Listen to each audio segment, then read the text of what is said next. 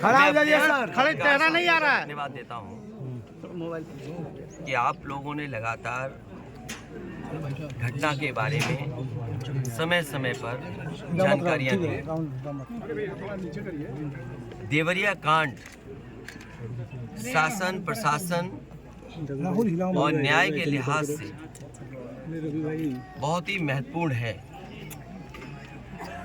और जिस तरह की घटना हुई है हम सभी लोग मिलकर के उस घटना का निंदा करते हैं।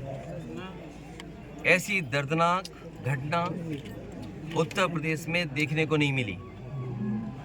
इधर ऐसी घटनाएं नहीं हुई थी कि जहां पर इस तरह का घटनाक्रम हो कि लोगों की एक साथ इतने लोगों की जान चली जाए। जिस समय घटना हुई उसके बाद सभी चैनल टीवी और सबने जानकारी देना शुरू कर दिया। मुझे याद है मैंने डिस्ट्रिक्ट मजिस्ट्रेट का वो बयान सुना जिसमें यहाँ के डिस्ट्रिक्ट मजिस्ट्रेट ने कहा कि घटना के बाद रिटेलिएशन में दूसरी घटना हुई है। तो ये विषय शासन प्रशासन और न्याय के लिए महत्वपूर्ण इसलिए बनता है कि अभी तक सरकार जो जीरो टॉलरेंस की बात करती थी, घटना पहली कैसे हुई उसकी भी सच्चाई अभी तक सामने नहीं ला पाए। प्रेम यादव का मरना, उन्हें घर बुलाना, उसके बाद किसी धारदार हथियार से जान ले लेना, उसके बाद आसपास के क्षेत्र पे ये सूचना मिल जाना कि उनकी जान चली गई, लोग गए और उसके बाद ये घटना हुई। मैं मौके पे घटना में पहुंचा हूं, देखा है मैंने उस परिवार के रहने का और उस परिवार में जो घर बना वो मैं देख करके आया हूं। वो घर और ये घर जहां प्रेम यादव थे दूर था।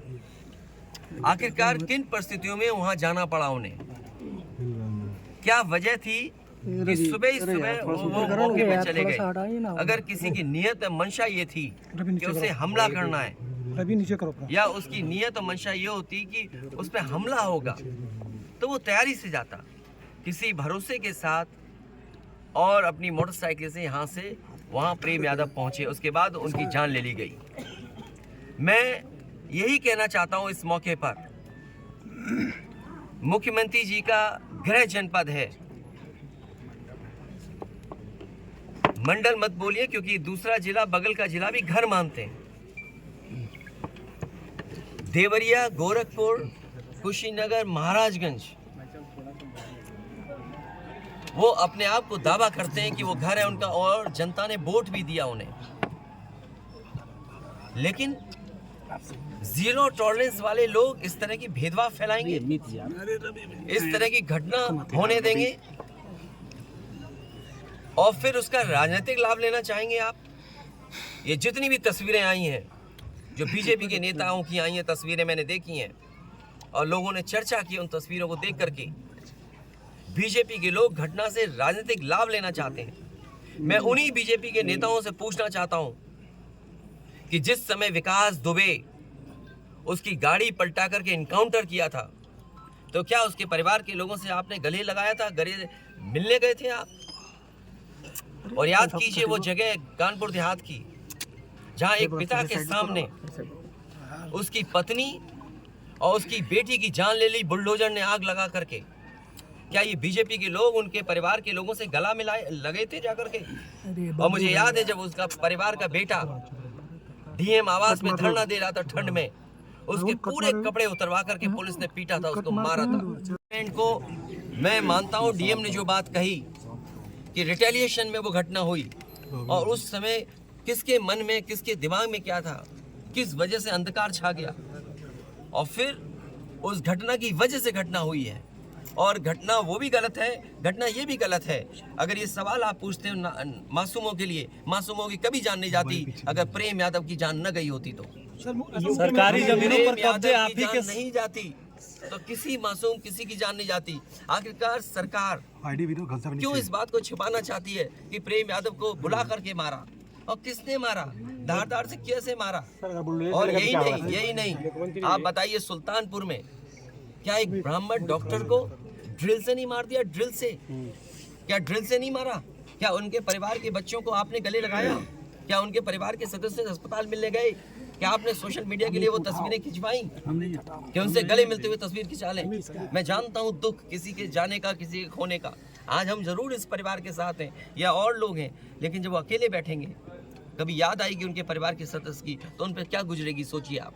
मैं आपसे कह रहा हूँ, आप पत्रकार साथी नहीं, कोई ये परिवार अगर पढ़ेगा लिखेगा, जो पढ़ाई करना चाहेगा, जो मदद कहेगा, मैं करूंगा मदद। यूपी में इस परिवार की हम मदद करेंगे और मैं सरकार से कहूंगा कि अगर वो सरकार मदद करती है तो दोनों परिवार की मदद करें। सर, जो इंडिया गठबंधन में मध्य प्रदेश में समाजवादी कांग्रेस और सरकार की तरफ से ये कहा जा रहा है कि न्याय हो रहा है, मगर यहाँ साफ साफ दिख रहा है जातिवाद हो रहा है। इसको किस तरीके से देखते हैं? सबका विकास की बात, इसीलिए मैंने कहा, देखिए योगी की सबसे बड़ी परिभाषा यही है, जो दूसरे का दुख अपना दुख समझे। मुख्यमंत्री जी को किसी के साथ भेदभाव नहीं करना चाहिए अगर वो मुख्यमंत्री उत्तर प्रदेश के हैं, और किसी भी घटना से राजनीतिक लाभ नहीं लेना चाहिए। अगर इस सरकार ने न्याय दिया होता, न्याय पहले दिन से देना शुरू किया होता, तो शायद हम लोगों पे भी दबाव नहीं बनता कि हम आते हो घर परिवार के लोगों से मिलते आकर। सर, कांग्रेस के लोग कह रहे हैं कि आप बीजेपी को फायदा पहुंचाना चाहते हैं मध्य प्रदेश में। देखिए सुनिए, ये बात भी कांग्रेस के मुंह से अच्छी नहीं लगती। सर, यूपी में बदला लेंगे उसका? नहीं, बदला बदली बात बंद करो। देखिए ये विषय इसलिए मैं नहीं उठाना चाहता हूँ कि ये हमारे लिए देवरिया कांड बड़ा विषय है और न्याय में संतुलन हो, न्याय में संतुलन हो, ये सरकार की जिम्मेदारी है। देवरिया कांड मैंने पहले से कहा, ये समाज के लिए और मनोविज्ञान के लिए ये बड़ी चीज़ है कि आप समझें कि अगर एक परिवार के साथ घटना होती है तो दूसरे परिवार का मनोविज्ञान क्या होता होगा। और ये डीएम ने खुद कहा कि ये रिटेलिएशन में घटना हुई है, और फिर शासन प्रशासन के लिए और न्याय के लिए ये बड़ी जिम्मेदारी है। वो घटना भी नहीं भूलेंगे कि जहाँ पे एक आईपीएस ने एक ब्राह्मण परिवार की जान ले ली थी। आईपीएस उत्तर प्रदेश नहीं रह पा रहा था, भगोड़ा बन गया था, अंतर्गत उसको जेल जाना पड़ा। तो बीजेपी के लोगों से मेरी यही सलाह है, बहुत छोटे लोग हैं, किसी के दुख में चश्मा लगा करके तुम दुख प्रकट करना चाहते हो, इससे ज्यादा घटिया काम राजनीति में कोई नहीं कर सकता। ये वो लोग हैं जो घटना में राजनीतिक लाभ लेना चाहते हैं। मैं तो कहता हूं अगर ये निष्पक्ष हैं और जीरो टॉलरेंस इनके मन में है अगर, तो दोनों परिवारों की मदद करें और भेदभाव नहीं होना चाहिए। आप बुलडोजर से इस घर को डराना चाहते हैं, रखते हैं, कानून को समझते हैं, क्योंकि इतना अनुभव आपको हो गया है घटनाओं को देखते हुए और अधिकारियों से बात करते हुए, आप समझते होंगे। सोचिए, परिवार एफआईआर नहीं लिखा पा रहा है, क्या उसकी पत्नी की एफआईआर नहीं लिखनी चाहिए थी? और सो मोटो लेकर के स्वयं सरकार को या निष्पक्ष होकर के क्या पहली घटना पे एफआईआर नहीं दर्ज होनी थी? आपने जो प्रेम यादव की जान गई उस पर एफआईआर किससे दर्ज कराई? सुनने में आ रहा है कि आपने जानबूझ करके डरा के धमका के और खाली पन्ने पे दस्तखत करा करके आपने एफआईआर लिखी है, और एफआईआर ऐसी लिखी है कि वो एफआईआर टिक ही नहीं सकती। का नहीं है, सवाल आपकी नीयत का है, और आपने अपने फैसले में ये स्वीकार कर लिया है कि आपके अधिकारी गलत थे और गलत अधिकारियों नगर नहीं थे वो अधिकारी गलत, तो बताइए आपको 20 अधिकारियों को सस्पेंड करना पड़ा, जो अधिकारी यहाँ रह भी नहीं रहे, कभी नौकरी किए थे। आपने बड़े अधिकारी क्यों छोड़ दिए? आपने क्या उनकी जिम्मेदारी नहीं बनती? अगर आपको ये महसूस हो रहा था कि छोटे अधिकारियों की कारण ही ये जमीन इस तरह के विवाद बढ़ा है, तो आपने बड़े अधिकारियों को क्यों छोड़ दिया? आपकी जीरो टॉलरेंस की पॉलिसी कहाँ चली गई? और फिर आप इस घटना से राजनीतिक लाभ लेना चाहते हो? आप क्या बुलडोजर चलेगा? ये जनता रोक देगी बुलडोजर को।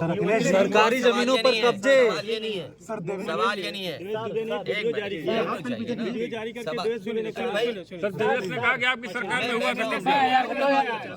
ये जो बुलडोजर चलाने की भाषा है, जो बुलडोजर चलाने की संस्कृति है, ये मत समझिए बुलडोजर में दिमाग नहीं होता है। अगर बुलडोजर न्याय देने लगा तो अगली सरकार भी यही करेगी। इसलिए मैं सोचता हूँ कि अगर आप योगी हैं, योगी की परिभाषा यही है, दूसरे का दुख अपना दुख समझे। आप अपना गिराते हैं तो मुआवजा लेते हैं। आपकी किसी की हिम्मत हो अगर ये बात की कि उन्होंने अपनी बिल्डिंग गिराई और कितने करोड़ मुआवजा उठाया, अगर आप इसे बुलडोजर चलाना चाहते हो तो उतना ही मुआवजा देना जितना मुआवजा आपने खुद लिया सरकार से। देवेश जो सर देवेश कल मिलने वाला था, देवेश। और दूसरी तरफ से कोई यहाँ का है, कोई वहाँ का है, न जाने कहाँ कहाँ के से लोग हैं, उनके नाम डलवा दिए। क्या आपने नाम नहीं डाले उनके गलत? जो यहाँ गांव में रहने वाले लोग हैं, निर्दोष लोग हैं, क्या उनके नाम नहीं डाल दिए आपने? अभी महिलाएं मिली उनके परिवार की, क्या उनके पतियों का क्या दोष था या उनके रिश्तेदारों का क्या दोष था? अगर कोई रिश्तेदार दूसरी जगह रह रहा है, वहाँ भी पुलिस जाकर के तांडव मचा रही है, आतंक मचा रही है। क्या ये जनता को नहीं दिखाई दे रहा? और फिर जब चुनाव होता है तो आप दूसरे तरह की पुलिस लगाते हो। ये घटना आ गई तो आप दूसरे तरह की पुलिस लगाते हो। क्या हमें आंखों से नहीं दिखाई दे रहा आपकी नीयत? जी मासूम बच्चों की जो हत्या हुई उस पर क्या कहना है? जो भीड़ किस जाति बिरादरी का है, दूसरा समुदाय किस जाति बिरादरी का है? सबसे बड़ा सवाल है, इस सरकार में इन लोगों की जान गई है और आपकी जीरो टॉलरेंस की पॉलिसी से उन परिवारों के सदस्यों की जान नहीं आने वाली। और ये जो डर दिखा करके आप डरना चाहते हो, जब जनता खड़ी हो जाती है, जनता की ताकत के सामने सरकार की ताकत टिक नहीं सकती। सरकार की ताकत कुछ भी नहीं है जनता की ताकत के सामने।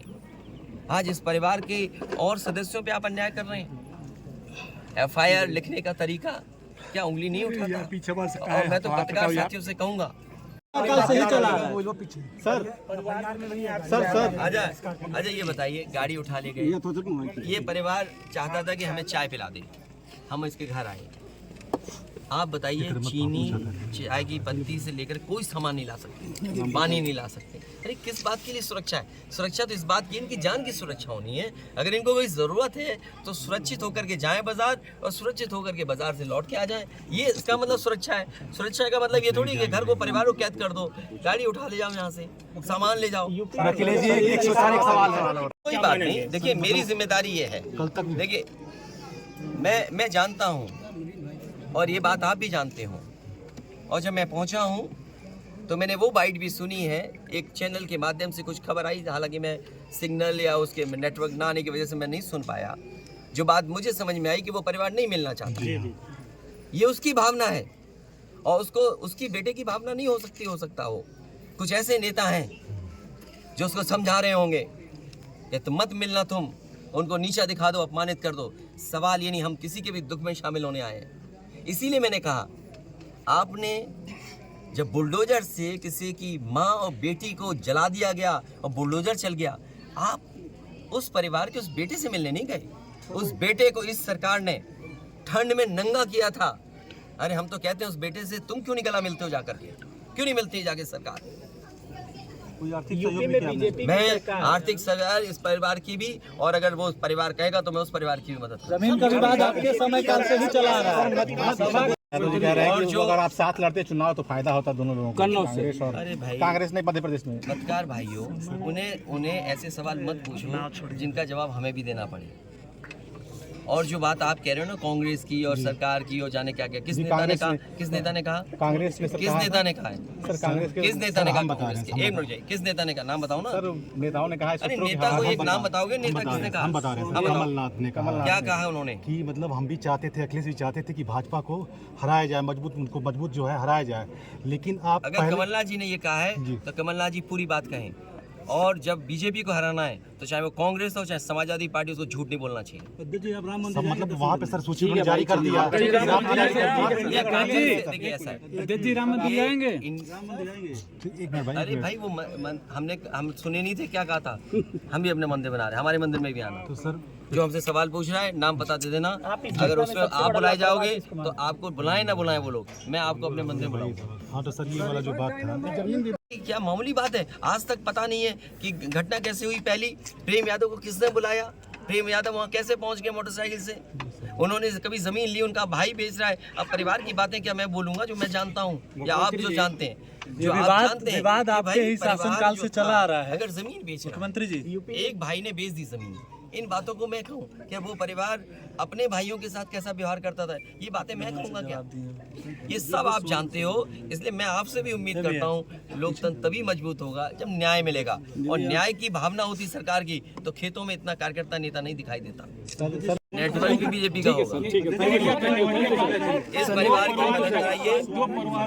दो समाज में बांट दिया नहीं, कोई समाज में नहीं बटा, ये बीजेपी बांटना चाहती है। मैं पूरा भरोसा रखता हूँ कि जो समाज है वो समाज के जागरूक और समझदार लोग जानते हैं कि न्याय मिलने से ही समाज जुटेगा। इसलिए मुख्यमंत्री थे कि कहीं ये बात बोल दूंगा तो कहोगे मैं अलग बात कर रहा हूँ।